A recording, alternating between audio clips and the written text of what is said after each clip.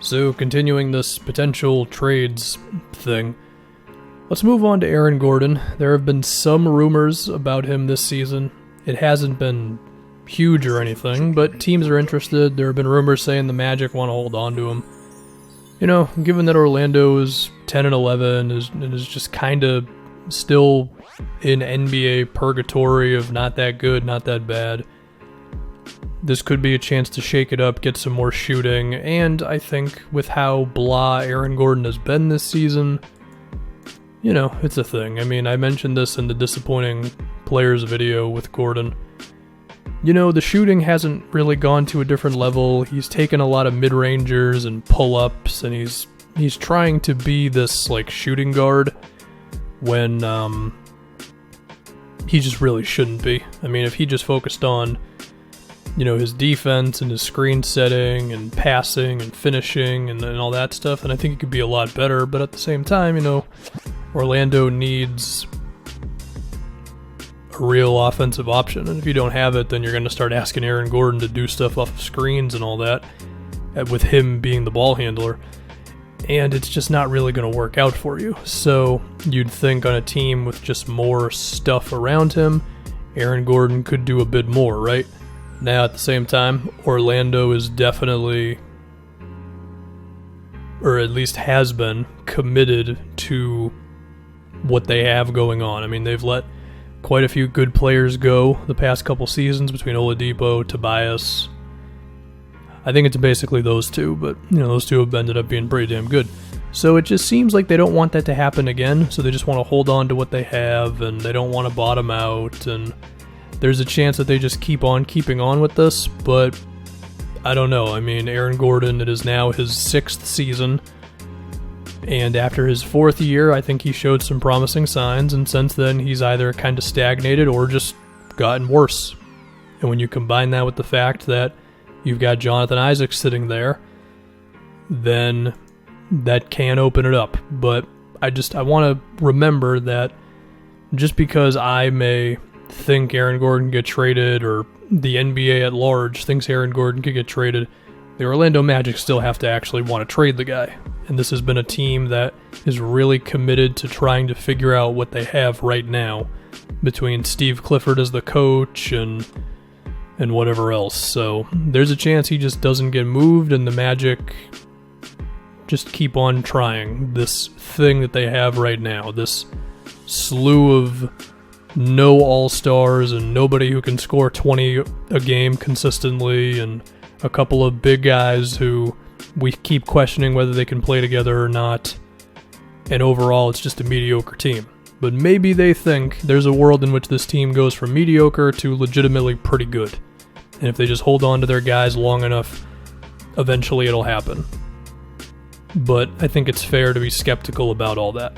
Anyway, if we talk about potential trades, the thing with Aaron Gordon is I could picture a lot of teams wanting him because of his age, his potential, and also his contract. I mean, Orlando was very smart with that move. I mean, $19 million this year, $18 next year, $16.5 in 2022. That's really good. And you have to think that if they were to do this, then Orlando would want to take back shooting, right? Because this team is just in desperate need of guys who can space the floor and just make some shots for you.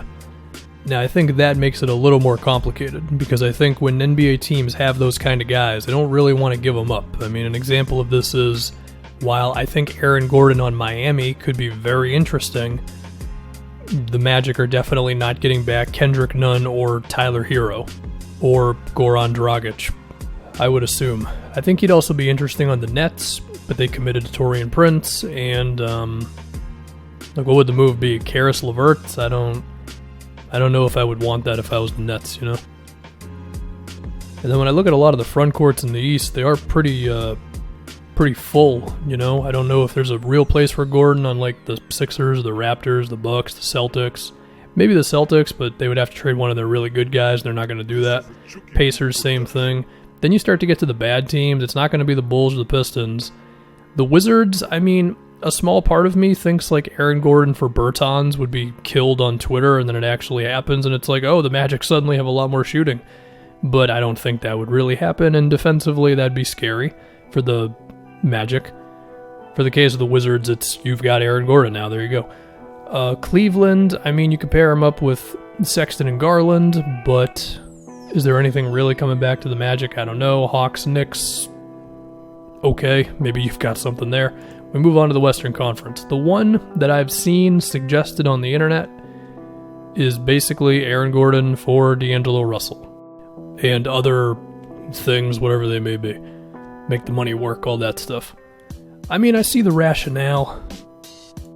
If you're scared that Draymond's going to fall off, Aaron Gordon's your new switchy defender who you think you can ingrain in that Warriors culture and you can use that athleticism with more spacing around it. I see it all, I get it. But is Aaron Gordon truly that guy? Are you so confident that he is that new Draymond for you, who can play next to Draymond and take over once Draymond becomes too slow, which could happen tomorrow for all we know? Is he good enough to give up D'Angelo Russell for?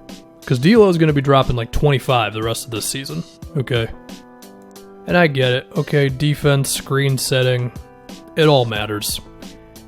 But when you got a dude who can get buckets next to two of the best bucket getters in the league, I think you got to be getting something pretty damn good to get rid of that. And I don't know if Aaron Gordon's the guy. Now, if you could get him without moving D'Lo, which I don't really think would be possible, but if you could, then sign me up immediately. But I don't know, man. Now, of course, Gordon and the Blazers have been linked together in trade rumors, at least by Twitter, for what seems like 5 years now, even though Gordon's been in the league for 6. I would not move CJ. I've seen a bit of trade CJ ideas around for a while now. I pretty much disagree with all of them. Now, Anthony Simons, that could be a conversation, and the Blazers definitely have the money. I would move Bazemore. I wouldn't really move Whiteside. I know everybody hates Whiteside, but they really need him. Like, their center rotation is really thin. But there's a lot of what-ifs there. Between, is Simons good enough? Would the Blazers want to do that? Would the Magic want to do it? I don't know. But it's an idea. Now, I think Aaron Gordon to the Wolves is interesting, but I don't really know what the Magic would want back, because the Wolves, they need as much shooting as they can get as well, and I don't really think they'd want to give anybody up for it. Dallas is another interesting one, but their front court is a little loaded between KP, Kleba, Dwight Powell, and I don't know if there's anybody here who the Magic would really, really want. I mean, like, Tim Hardaway is the type of player they could need, but is he really the player? Probably not. If you want a real crazy one that's not going to happen, but for the memes, because we're like 8 minutes into the video, Eric Gordon for Aaron Gordon. He's been really bad for the Rockets. I think San Antonio would love to have Aaron Gordon, but like, does Gordon for DeRozan really make the Magic any better? Maybe Orlando thinks it does. I don't know if it would. I've seen a bit of Gordon to Phoenix suggested a little bit. I see the rationale.